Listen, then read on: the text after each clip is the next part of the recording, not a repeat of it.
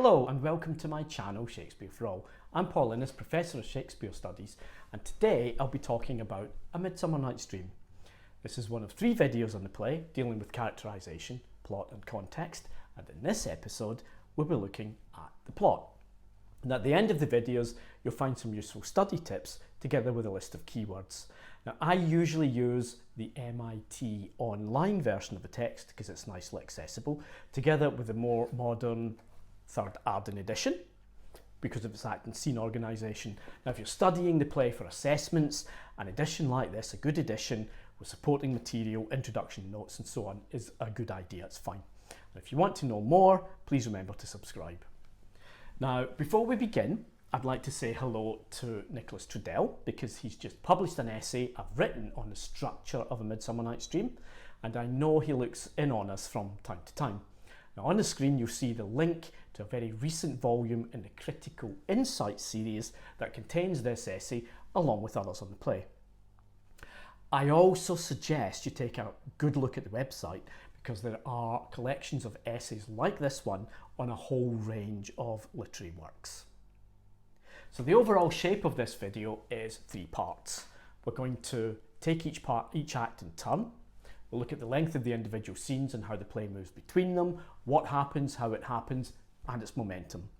This means that we can look at the implications of the underlying structure of the play for its plot development. The second section is going to be study tips, some key ideas to help you focus your attention on major plot elements. And the third section is some suggested keywords, the kind of critical terms that we use. Now the thing to note about this play is that Act 3 is the longest. It means that much of the action in this play seems concentrated right in the middle.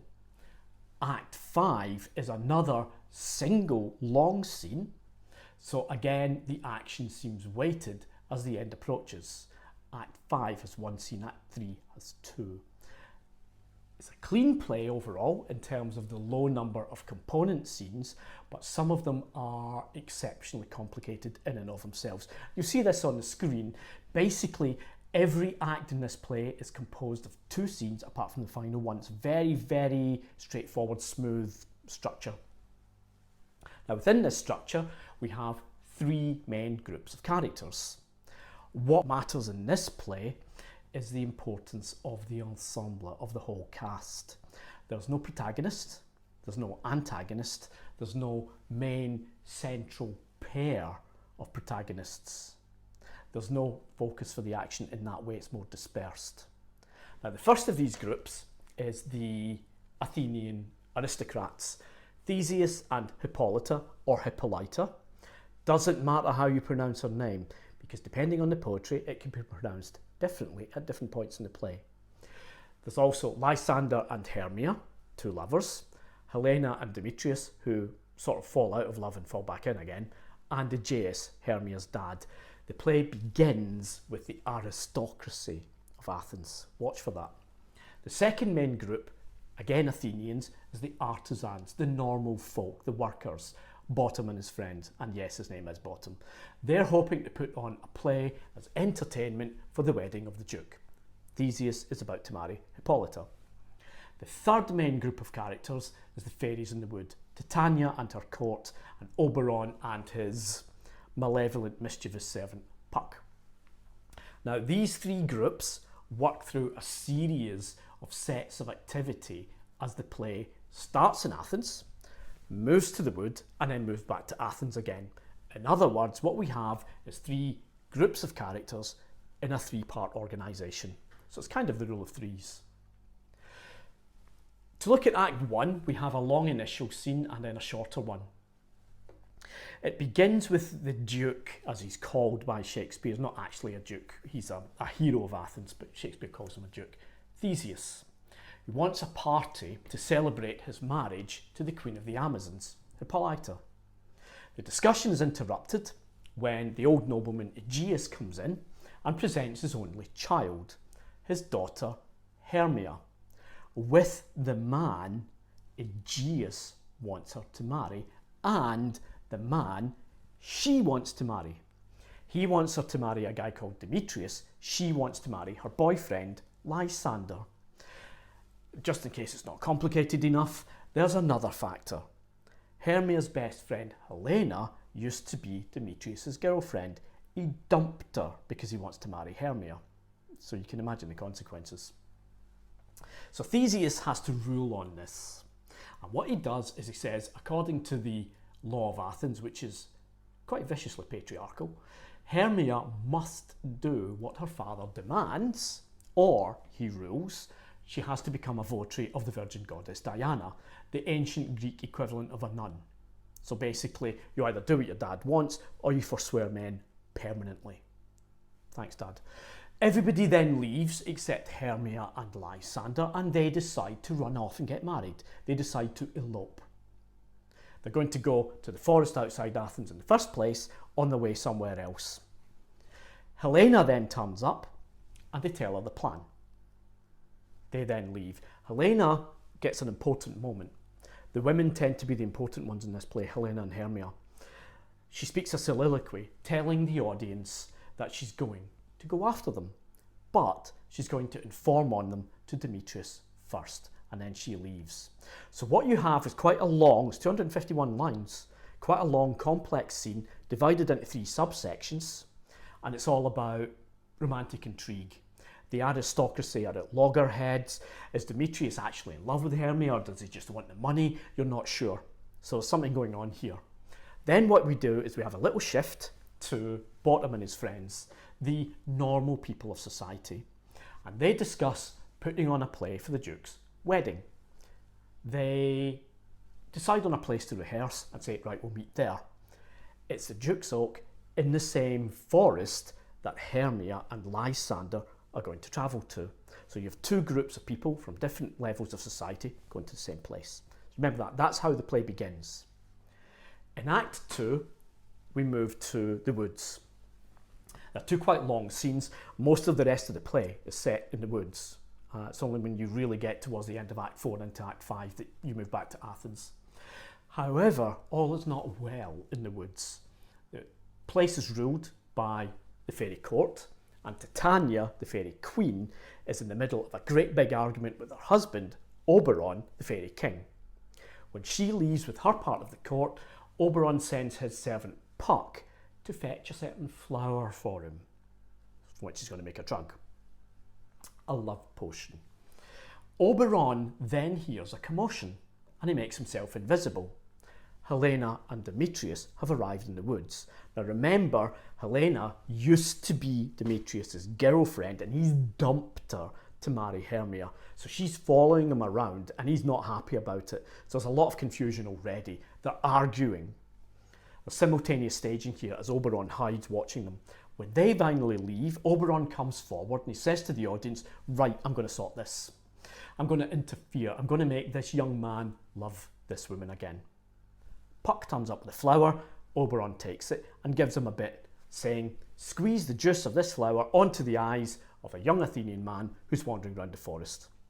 So that's the exposition from Act 1, the Athenians going into the forest. Now you're beginning to see what happens when they get there. We now move to the middle of the play. There's a scene here in Act 2, Scene 2, which is quite long, 160 lines. Titania enters with her court, followed by Oberon, who's invisible. The court leaves the fairy queen to sleep, and Oberon squeezes the juice of the flower onto her eyes, sniggers basically, and then leaves. Now the idea here is that whoever has this juice on their eyes, this love potion, when they wake up, they will fall madly, insanely in love with the first person they see, regardless who it is. He thinks this will teach her a lesson. At this point, Lysander and Hermia turn up. They're the other pairing from Athens, if you remember. They're the ones who are doing a runner because they want to marry against her father's will. They turn up and go to sleep because they're exhausted. Puck then appears and says, ooh, there's an Athenian man there, and squeezes the juice on Lysander's eyes. He's got the wrong guy. He thinks this is the youth that Oberon meant. It's not. So he does this and then he leaves. So Puck's made a mistake. He's put the love potion over the eyes of the wrong guy. and he's left the stage. At this point, the cue is CUE, okay? Demetrius and Helena turn up again, still arguing, still fighting. Demetrius is not particularly pleasant. He's not a nice guy. He abandons this woman on her own in the forest in the middle of the night. He leaves. However, the noise of their argument has woken up Lysander. First thing he sees when he sits up is Helena. So he falls in love with her because he's been effectively drugged by this love juice stuff. He ignores Hermia and professes eternal undying love for Helena. She's utterly disgusted by this. But you know, what are you doing, man? Big fight, she leaves, he follows. Poor Hermia wakes up, finds herself all alone in the middle of the woods, speaks a short soliloquy, and then goes off to find Lysander. Now, if you're not confused by this point, you probably should be, because it's almost as if Shakespeare's deliberately teasing you, the audience. Can you keep up? Can you tell who's who? Can you see what's going on here? We move on to Act 3, which is the longest act in the play. The second scene is the longest scene in the play. And as happened in Athens, we shift to Bottom and his friends, the normal working people, the so-called lower orders. They've now arrived in the wood as well. Simultaneous staging, because not only is Titania still asleep somewhere on the stage, but Puck turns up and decides to have some fun at their expense. Bottom leaves as part of the rehearsal. He goes off stage and Puck follows him. Bottom then comes on and his head's been transformed into the head of an ass. He doesn't know this, he doesn't have a clue, but his friends do. So they're utterly terrified by this monstrosity and they all run off. Bottom, totally oblivious, no idea why this is going on. What am I going to do? I'm in the middle of the woods on my own in the middle of the night and they were talking about monster. I'll sing a song to myself to make myself feel better. This wakes up Titania, who sees Bottom and falls in love with him because she's had the love just put in her eyes as well. So you can see what's going on here. Confusion upon confusion, it's all layered. And then move right to the middle of the play, Act 3, Scene 2. This is one of the most complex scenes in Shakespeare, 464 lines. First of all, Puck reports to his boss that he's been sowing confusion as you ordered. Oberon is with him and they watch. As we move to the second subsection, Demetrius enters with Hermia. Upshot is, actually you've drugged the wrong guy. You've put the love juice on the eyes of somebody else.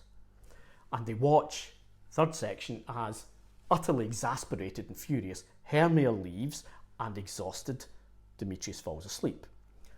Fourth subsection, I hope you're following this, Oberon uses the love potion on him after ordering Puck to go and get the other Athenians. So, Lysander is drugged, Demetrius is drugged, and Titania is drugged, and they're all falling in love with different people. Puck turns up with Lysander and Helena in tow. The scene ends with their arguing, waking Demetrius. He sees Helena and falls in love with her again. So the confusion is quite considerable. Just to make things worse, Hermia turns up and there's a four-way spat and the Athenians all leave at different points. Now, to try to sum this up before it all gets sorted out, I don't know if you're following this. It's really difficult. It's difficult in performance. Hermia is in love with Lysander. Lysander has been mistakenly drugged and is now in love with her best friend, Helena. Helena is disgusted by this change of heart, but is still in love with Demetrius. And Demetrius, who's also under the influence, is now back in love with Helena. You got that? Like I said, Shakespeare's playing with you. Oberon says to Puck, "This is all your fault. You did this deliberately, didn't you? You're always doing stuff like this." And Puck says, "Nope. I didn't know there were two different Athenian men, and neither did you. But it is funny, isn't it?" Puck loves this sort of confusion. Oberon just says, "Right, you sort it," and leaves. So Puck uses voice tricks to bring all of the Athenian nobles together. I've deliberately divided this scene into two main sections, the first 6 and then another 3. It's 9 in total. Puck uses voice tricks to bring them all together. They all fall asleep at different locations on the stage. Puck cures Lysander. A second dose of the drug, or the love potion, negates the first one. Demetrius is left under the influence. Remember that. Demetrius is permanently changed so that he will love Helena. This is what Oberon wanted all along. So we move on to Act 4. Another complex scene, then a short one. We're still in the woods. Titania and Bottom are in love. They go to sleep. Oberon and Puck enter unseen, and Oberon cures Titania. She wakes and they're reconciled. Puck takes the ass's head off Bottom and all of the fairy creatures leave, with Bottom and the 4 Athenian nobles still asleep on the stage in various places. You've got 5 different people asleep in different parts of the stage.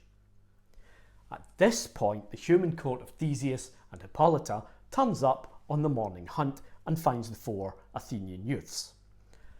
They all wake up. Remember, Demetrius is still under the influence, right? So he says to Aegeus, I throw off my claim to Hermia because I want to marry Helena. And Aegeus says, okay, so I'll accept Lysander as a husband, and everything is resolved. But the only reason it's resolved is because Demetrius is still affected. The aristocracy then leaves, and Bottom wakes up, and he speaks a famous prose soliloquy to the audience. He decides to call it Bottom's Dream. We then shift back to Athens. Very short scene, not a lot happens, but it's a very minor interlude with Bottom's friends to remind us of what they're for. They are discussing what they're going to do about the play. They don't even know where Bottom is. Can we still do this? What are we going to do? So we've now moved back to Athens.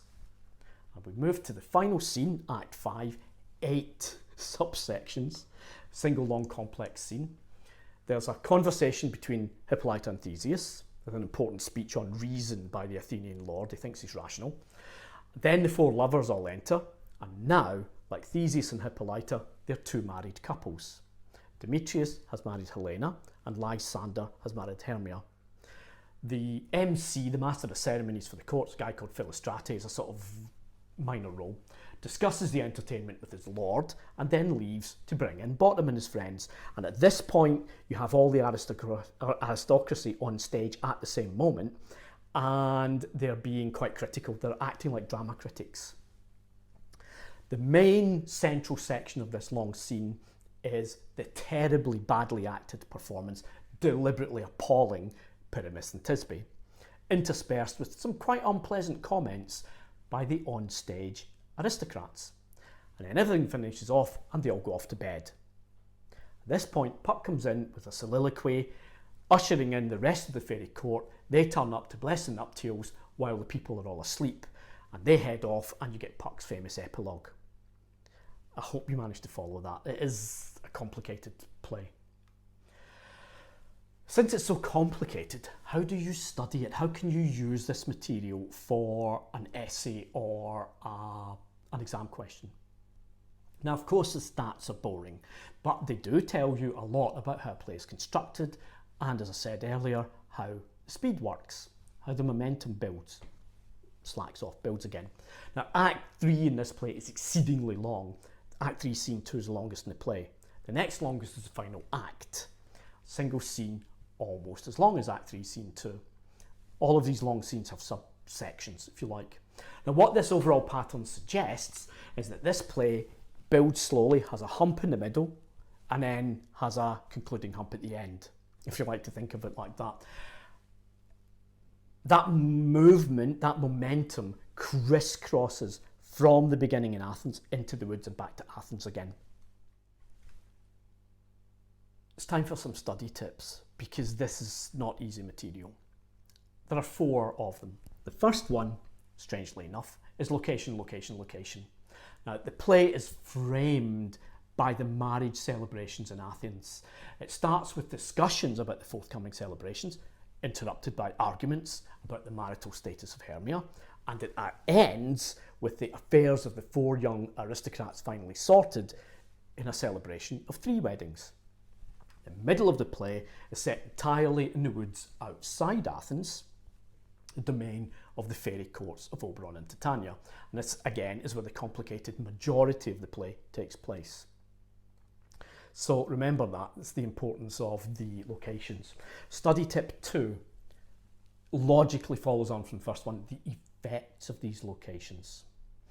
Now, the experiences of the 4 aristocrats, Hermia and Lysander, Helena and Demetrius, changes the dynamic between them permanently.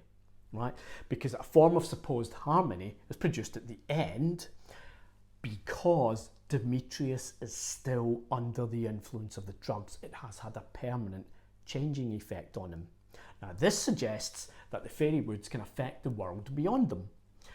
This is reinforced at the end of the play when the fairy court arrives in Athens. You don't just get the Athenians going to the forest, it works the other way around as well.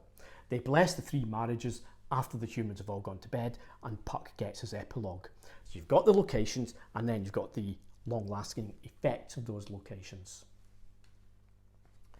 The third study tip is to emphasise that what you have in this play is a series of conflicts within different groups of characters, the 3 different groups. Now, Theseus is pretty much marrying Hippolyta by force. As the great hero of Athens, he's defeated her people in battle, the Amazons, just before the play begins. Now, their conflict is over by the start of the play, but that is the main premise for the events that go on to take place. It's mirrored by the ongoing marital strife between Oberon and Titania. In addition, Hermia's father, Aegeus, has agreed to marry her off to Demetrius. As I said before, he's dumped his previous girlfriend, Helena.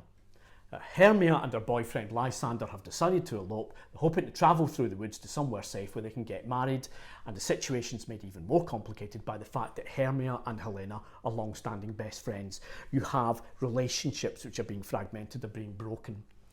The play begins with a lot of conflict and the memory of conflict. There's also strife in the fairy kingdom, and there's ongoing conflict between the Athenians when the 4 young nobles arrive in the woods. So that's what I mean by a series of conflicts. It layers the play, it layers the relationships. The fourth thing which I would like you to think about is the importance of social rank. Now, Bottom and his friends provide a lot of light relief in the play, in addition to the blunderings of the aristocracy in the woods in the middle of the play. But this raises a question: isn't this play complicated enough? Why do we need these guys as well? Don't they just overcomplicate an already complex play? Now, the answer to that is yes, they do. But they also add another layer to the events, something that we would probably describe as class politics. The experiences of Bottom and his troupe point to the differences between those at the apex of society and the majority of the people, the workers, the people who actually do everything. This is extremely important at the end of the play, when the aristocrats actually start making some quite unpleasant comments about Bottom's performance and that performance of his friends. Yes, it's funny, but if you've had any sympathy for the aristocrats from what happens in the middle of the play, might be interrupted a little bit by some of the things they say at the end. Also, of course, what this does is it develops a very common Renaissance theatrical technique. This is a play within a play. It's a play, A Midsummer Night's Dream, containing a rubbish play watched by actors playing nobles being watched by the London audience. The situation is one in which the majority of Shakespeare's contemporary audience are likely to identify or sympathise most closely with Bottom and his friends because they're from the same social class. So the play is layered even more complexly than might seem to be the case to begin with. So to finish off, we'll have some keywords. This is the final part of this video. First one is the importance of the ensemble. Now, this play is extremely unusual. There's no single focus for the action, there's no main character, there's no central relationship. Instead, there's a full cast of actors divided into different subgroups. Each group is equally important in different ways at different times in the play. It kind of moves between them, it flows. So we have the Athenian aristocracy, we have the artisans who are hoping to entertain the Duke at his wedding, and we have the fairies in the wood. Another word that's worth remembering is the soliloquy, a full speech delivered directly to the audience by a single character on stage on their own. Hermia and Helena get the soliloquies in this play, mostly. Oberon and Puck get some as well, but what that might do is point to their importance as the women in the aristocracy. Another thing to look out for, remember it's a play, simultaneous staging. division of the stage into separate zones that show some sort of distance between the characters. Convention often is one character's unseen by the others. This happens with Oberon and Puck. Very complex in this play because Titania is asleep on the stage while a lot of the action takes place.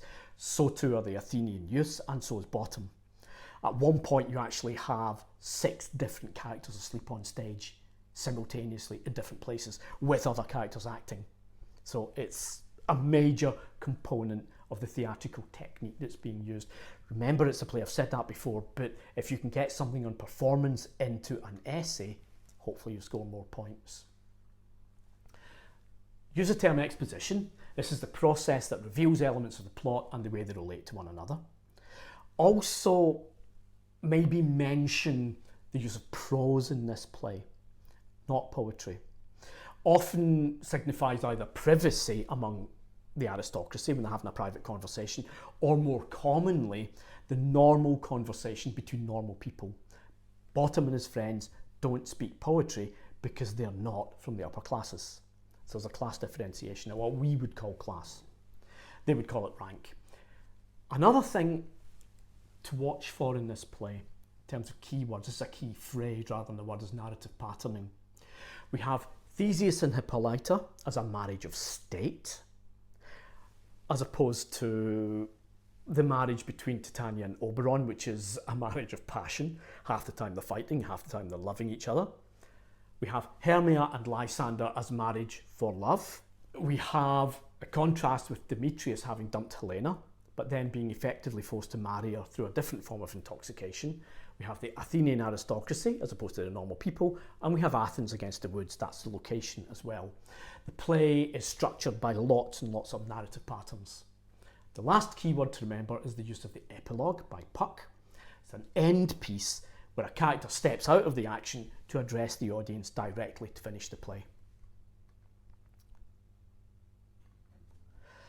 If you want to know more, there are videos on characterisation and context for the play, so please remember to subscribe. And if you are studying the play for assessment, good luck.